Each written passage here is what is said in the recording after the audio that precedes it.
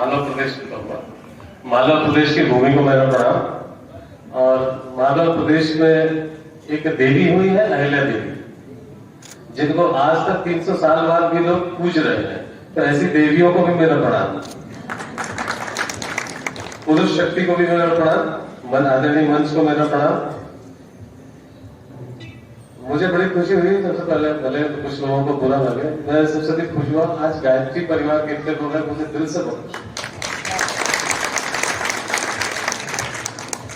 जब मैं बहुत छोटे से हमारे आदरणीय परमार जी ने मेरे बारे में बहुत बोला, मैं इस लायक नहीं हूं कि तो उन्होंने ज्यादा बोल दिया, पर मैंने जो भी पढ़ा है आचार्य श्री राम शर्मा जी को, उन्होंने एक बात तो बड़ी अच्छी बोली थी, हम सुधरेंगे जब सुधरे। इसी चीज में बहुत सारी चीजों का सार है, जो आप लोगों ने ढेर सारी मतलब छोटी छोटी समस्याएं हैं शहर की, जिले की, तो एक यही सबसे बड़ा है। हमारे आदरणीय प्रधानमंत्री जी भी यही बोलते हैं कि हम पेरेंट्स शायद बिगड़ गए, हम माता पिता बिगड़ गए हैं बजाय बच्चों के। तो बच्चों से अब ये नहीं पूछते कि तो शायद हमारी सबकी बर्बादी का कारण यही है। बाइक राइडर्स की बात आई, पहले छोटी छोटी बातों क्या हम अपने बच्चे को गाड़ी वही लेके जाता है, जो माता पिता है वही उसे 80,000 से लेके 2.5 लाख जिसकी जितनी हैसियत है उतनी गाड़ी दिलाते हैं। मैंने आप स्कूटी से सोच लीजिए और पल्सर तक माता पिता ही दिलाते, कोई पड़ोसी तो दिला नहीं रहा गाड़ी। तो माता पिता ही बच्चे की बर्बादी का कारण है। कभी ये नहीं सोचते कि बच्चा 18 साल का हुआ है तभी उसे गाड़ी दिलाए, कॉलेज गोइंग है तभी गाड़ी दिलाए। और गाड़ी देते समय क्या यार, आप लोग दिल में हाथ रख के बताइएगा, किसी माता पिता ने ये बोला बच्चे से आज तक मेरे शहर में देखा एक भी बच्चे ने हेलमेट नहीं लगाया। किसी माता पिता ने ये बोला हमारे बच्चे से शहर में जा रहा है, भैया हेलमेट तो लगा लो। तब इसके साथ यमराज आ जाए किसके पास कोई भरोसा नहीं है, क्या आप लोग भी जानते हैं। किसी दूसरी गलती से हमारे घर वेदना हो सकती है, पीड़ा हो सकती है। तो मेरा आप सबसे आग्रह है कि हम बेहतर माँ बाप बने बजाय बेहतर कुछ अन्य बनने से।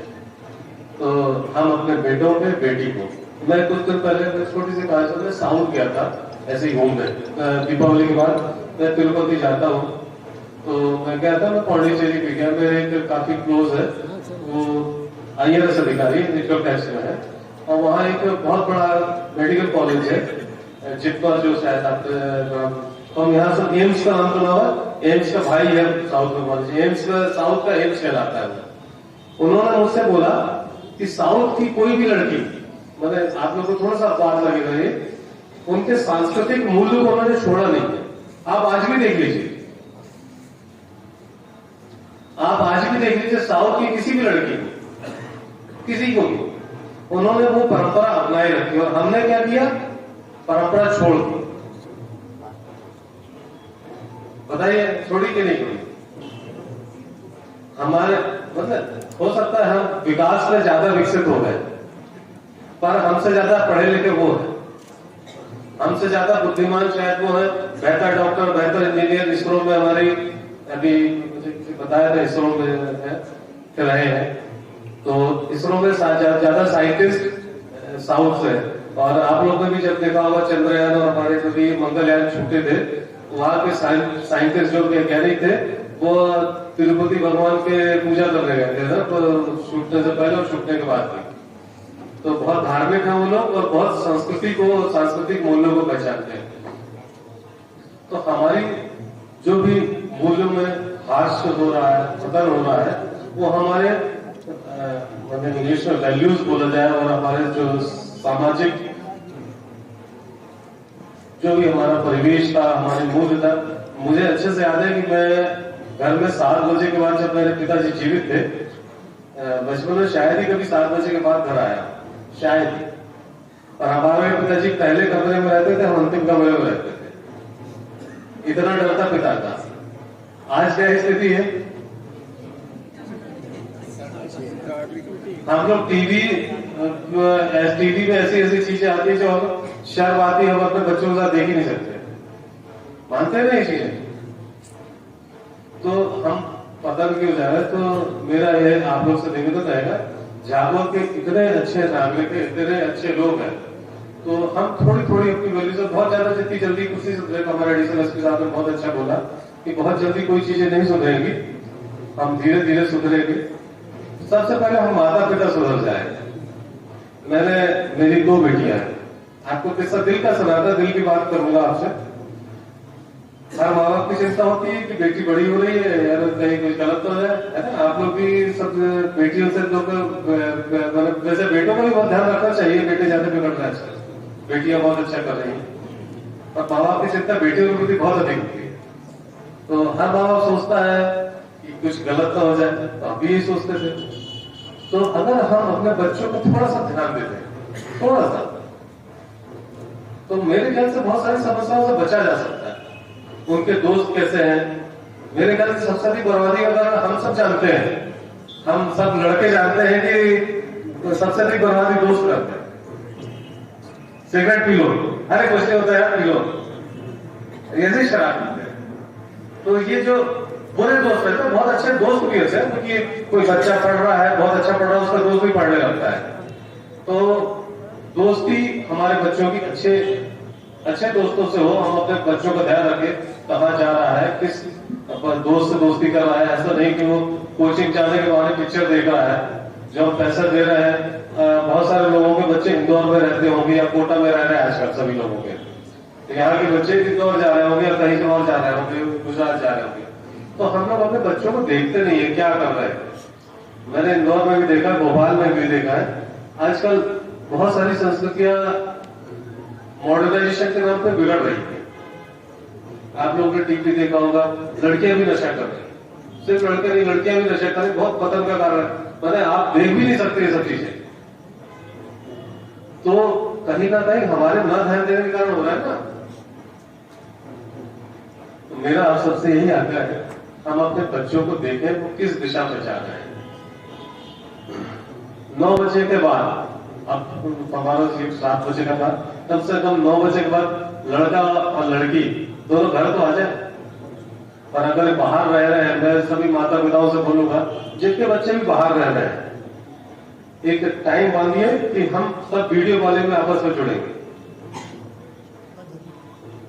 आपकी बेटी का है, आपका बेटा का है, आपको पता चल जाएगा वो अपने रूम में है कि नहीं, मानते हैं कि नहीं। क्योंकि आज इंटरनेट के द्वारा ऐसी चीजें आ रही हैं कि वो पता चला आपको बोल रहा है, क्योंकि आजकल हॉस्टल्स में भी 10 बजे की पाबंदी है कि 10 बजे हॉस्टल में आना पड़ता है।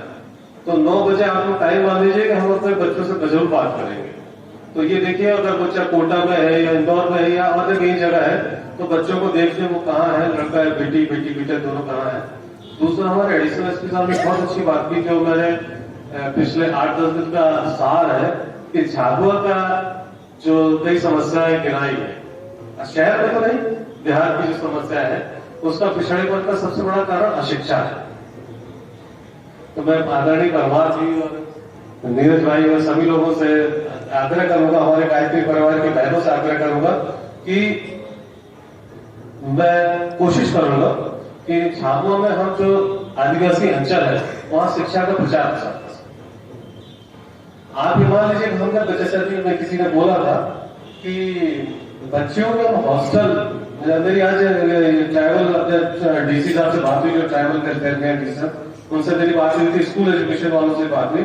अगर हमने बच्चे को उसको बता दिया कि तुम्हारा गलत क्या है, सही क्या है, तो वो अब 100 में से अगर हमारी 20 भी बच्चियां सुधर गई तो हमारी बहुत बड़ी उपलब्धि होगी। और अगर बच्ची 12वीं पास होकर कहीं कॉलेज में चली गई तो वो गलत काम कभी नहीं करेगी, और उसको हमको रोल मॉडल बताना पड़ेगा कि तुम्हारे देश की कोई बच्ची डिप्टी कलेक्टर या डीएसपी बनी है, तो तुम ऐसा बनना चाहते हो कि ऐसा बनना चाहते हो। तो दोनों चीजें हमको बतानी पड़ेगी। और हम लोग अगर प्रयास करेंगे स्कूली शिक्षा पर, हम सभी भाई बंधु, आपके बहुत सारे संगठन है, अगर हम मान लें झाबुआ में इतने गांव है जिन्हें उससे ज्यादा आपके संगठन है, मुझे ऐसा लग रहा है। तो हम अगर कुछ लोगों को कुछ गांवों में जाके कुछ हॉस्टल्स में जाके, कुछ स्कूलों में जाके या प्रेरित कर सके, हमको उनको रोल मॉडल बताना पड़ेगा। जैसे आपको बताना पड़ेगा कोई ऐसी बेटी को जो आप ही के बीच से निकली हो, जैसे हमारी बहन की जो बहुत अच्छी लोक कला में है, जिनको 300 दूरदर्शन प्रोग्राम के, ऐसे लोगों को बताना पड़ेगा। और भी ढेर सारे लोग होंगे, और कोई पुलिस में आया होगा, कोई डिप्टी कलेक्टर बनी होगी, या कुछ और अन्य विभाग में बनी होगी, तो हमको ऐसा बताना पड़ेगा कि बेटा आप ऐसा बनना चाहते हो कि या भाग के मजदूरी करना चाहते हो। तो अगर हम उनको प्रेरित कर सकेंगे तो शायद ये इस शहर की बहुत उपलब्धि होगी, इस जिले की उपलब्धि होगी। और अलीराजपुर और झाबुआ भारत में सर्वाधिक कम साक्षर जिलों में से एक है। तो मेरा आप सबसे यही आग्रह है कि हम, जैसे हमारे आदरणीय महेश जैन साहब ने पर्यावरण के लिए बहुत काम किया, बहुत अच्छी बात है। आप प्रण लें कि हम स्कूली शिक्षा पर ध्यान देते हैं। अगर हम सब, और मैं विशेषकर महिला संगठनों से चाहूंगा, आज आपको हाथ उठाना पड़ेगा, मैं इनसे बात कर लूंगा, आपसे सहयोग चाहूंगा कि आप हमारे जो बच्चियां हैं, उनके जो गर्ल्स हॉस्टल, उनमें आप चलिए हमारे साथ। मैं तो दूर रहूंगा कि हमारी एक लिमिटेशन है पुरुषों की। आप लोग जाइए, उन बच्चियों को शिक्षित करिए, और बच्चियां सुधर गई तो देश सुधर गया मान लीजिए, और बच्ची पढ़ेगी देश पढ़ेगा। तो मेरा आप सबसे आग्रह है कि इसमें हम जुड़े और स्कूली शिक्षा की तरफ हम प्रयास करें। और जो कि आप लोग को बहुत सारी चीजों की जरूरतें हैं, मैं मंच में बहुत सारी चीजें नहीं बोल सकता कि शराब, नशा, ये तो ढेर सी चलती रहेंगी, बुराइयां आती रहेंगी, हम प्रयास करते रहेंगे। शराब भी ऐसे ही टेबू है, नशा भी ऐसे ही टेबू है, बहुत सारे लोग बिगाड़ते हैं, बनाते हैं। तो एक आप सिर्फ 2 काम कर दीजिए, बाकी चीजें तो चलती रहेगी ना। मेरे बाद भी कई लोग आएंगे, अमिताभ बच्चन की फिल्म का गाना था, शायद लुधियानवी ने लिखा है, आप लोग जानते थे, मुझसे पहले बेहतर लोग आए और मुझसे बाद भी आएंगे, ढेर सारे आएंगे, है ना। मैं पल दो पल का शायर हूं। तो वही बात है कि मुझसे बेहतर भी बहुत सारे लोग आएंगे, पर हम मुझे जितना ईश्वर ने रोल दिया है, जितनी भूमिका दी है, अगर मैं बेहतर कर सकूं तो मेरे लिए बहुत बड़ी बात होगी। हम सिर्फ 2 बातों में जोर देते हैं, 2 बात। एक तो मेरा कोई ये मत सोचेगा मैं किसी कंपनी से हूं कि हम अपने बच्चों को जब बाहर निकलना है, इतना पेरेंट्स सभी बैठे हैं, उनको कृपया हेलमेट लगना है। किसी का बच्चा नहीं मरता है, किसी का भी, हम हो, हमारा पड़ोसी, किसी की बेटी हो, दुख बहुत होता है। मैं वैसे स्पोर्ट्स पे गया हूं भोपाल में, 1 बजे, आप लोगों ने पढ़ी होगी, पता नहीं घटना, एक कार का एक्सीडेंट हुआ शाहपुरा लेक के पास, जहां प्रशासनिक अकादमी है, डैश करके कार, रात को सिंगल चाइल्ड, अकेला बेटा, इतनी तेज गति से गाड़ी चलाई, डैश की, उसकी डेथ हो गई वहीं पे। मैं भी स्पॉट पे गया क्योंकि मैं डीसीपी था वहां पे, बड़ा दुख हुआ। मतलब ठीक है, बेटा किसी का भी हो सकता है, पर दुख तो सबको होता है ना यार। वो सिंगल चाइल्ड, माँ बाप, मतलब बेटा तो अपने नशे और अपने शौक में मर गया, पर दुख माँ बाप को झेलना है ना जीवन भर। अगर हम अपने थोड़ा सा कंट्रोल करें अपने बेटों को, अपनी बेटियों को, कि बेटा घर से बाहर निकलो तो हेलमेट लगाओ, और अगर कार चला रहे हैं तो कृपया सीट बेल्ट बांधो। सीट बेल्ट लगाएंगे, ये मेरा कोई प्रचार प्रसार नहीं है, मान लीजिएगा, ना किसी कंपनी से हूं। सीट बेल्ट और हेलमेट कृपया तो जरूर लगाइए। सीट बेल्ट लगाने से एयर बैलून्स खुल जाते हैं, तो हमारी सेफ्टी हो जाती है। ऐसे ही सिर जो है, मैं आपको बहुत सारी ऐसी फिल्म दिखाऊंगा, कभी मौका मिला स्कूलों में या कॉलेज में, हम लोगों ने कई फिल्में बनाई थी जिन्होंने सिर पर हेलमेट लगाया रखा, भले वो डंपर के नीचे आ गया था, वो बच गए, क्योंकि सिर में हल्की सी भी कंकड़ लग गया तो आपकी डेथ होना स्वाभाविक है। तो हम लोग ये प्रण कर ले कि हम अपने बेटा, बेटी, भाई, बंधु, पिता, माता, किसी को भी बिना हेलमेट के ना निकले। डेथ कहीं भी किसी को भी हो सकती, दुर्घटना किसी के साथ भी हो सकती। दूसरे प्रण ले लें कि हम झाबुआ शहर को साक्षर बनाने के लिए, साक्षर तो सिर्फ पढ़ना लिखना होता, शिक्षित बनाने की दिशा में कार्य करें। तो ये मेरे समय के लिए ईश्वर ने जो मुझे समय दिया है, वो मेरी अपनी उपलब्धि मानूंगा। इसी सहयोग के साथ मैं अपना स्थान ग्रहण करता हूँ। धन्यवाद। जितने अच्छे कार्य किए जा रहे हैं, निश्चित तौर पे इसका लाभ भी हमको यहाँ मिल रहा है, और पुलिस के लिए भी लगभग वो हमेशा सहयोगी बने ही रहते हैं। जैसे कि बच्चे लोग हैं हमारे यातायात में आकर के सहयोग करते ही हैं।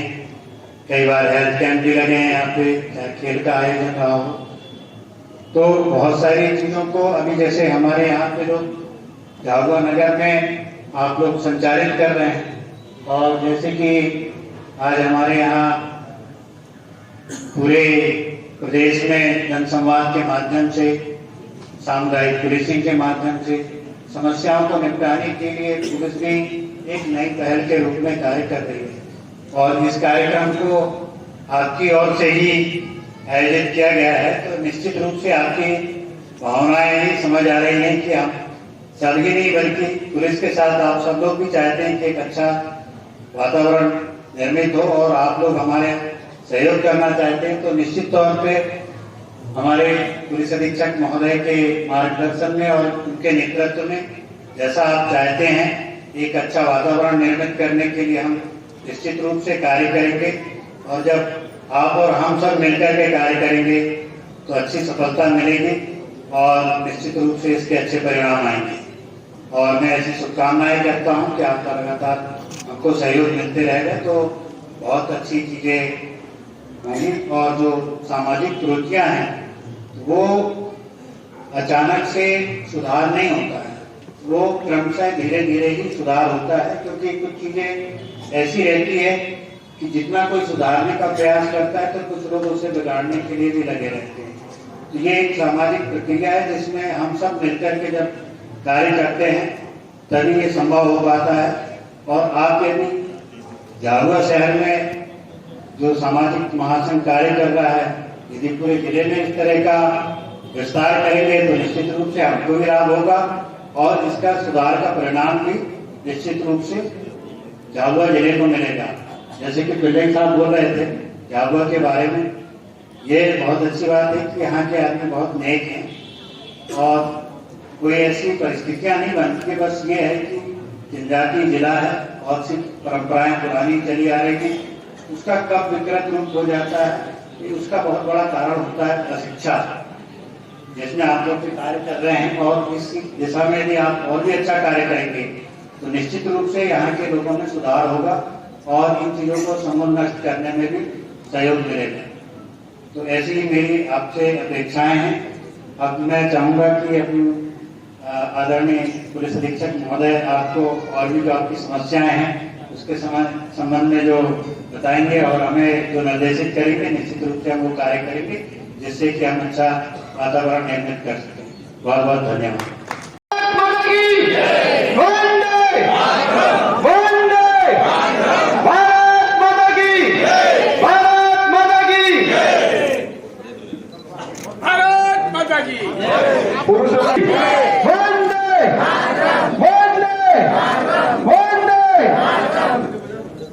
एक बार जोरदार कर्तव्य ध्वनि से हम हमारे पुलिस अधीक्षक महोदय का स्वागत कर रहे हैं।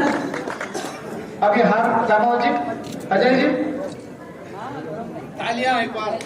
इसमें क्यों बनाते हैं टाइम डेट के चक्कर में? नवीन दीदी को सर सबने आश्वासन दिया है इस नशा महोदय का झाबुआ में आगमन हुआ। आप एक सोशल इंजीनियर हैं, सामाजिक सोच के व्यक्ति हैं। आपने समाज को जो अपराध को रजिस्ट्रेशन करके समाज को सुधारने के बजाय उन्हें उन सामाजिक कुरीतियों से दूर करने के मामले में उनकी विचारधारा है सर्वप्रथम शिक्षा है। उसके पश्चात यदि वर्ग शिक्षित हो जाएगा तो समाज अपने आप सुरक्षित होकर संरक्षित हो जाएगा। वर्तमान परिवेश में जो सामाजिक मूल्यों का ह्रास हुआ है उसके पतन का कारण कहीं न कहीं हमारी विचारधारा और कुरीतियाँ रही है। उन रीतियों में परिवर्तन ही उनका उद्देश्य है और उनकी सोच ये है कि मैं अधिक से अधिक सोशल इंजीनियरिंग का काम कर समाज को एक ऐसी दिशा में ले जाऊं जहां अपराधों की प्रतिबंध तो नहीं लगा सकते, कहीं क्योंकि समाज है, कमियां भी रहती है, अच्छाइयां भी रहती है, लेकिन उन्हें दूर करने का प्रयास जरूर किया जा सकता है। इसके लिए उन्होंने सभी सामाजिक संगठनों के सदस्यों से परिचय प्राप्त किया और आगे की योजना पे उन्होंने सुंदर तरीके से जनसंवाद कर माता पिताओं को उनके उत्तरदायित्व का उन्हें आभास कराया कि आपका भी उत्तरदायित्व है कि आप अपनी संतान की ओर ध्यान आकर्षित करें ताकि किसी भी प्रकार की कोई घटना घटित न हो और समाज में अपराध ना हो।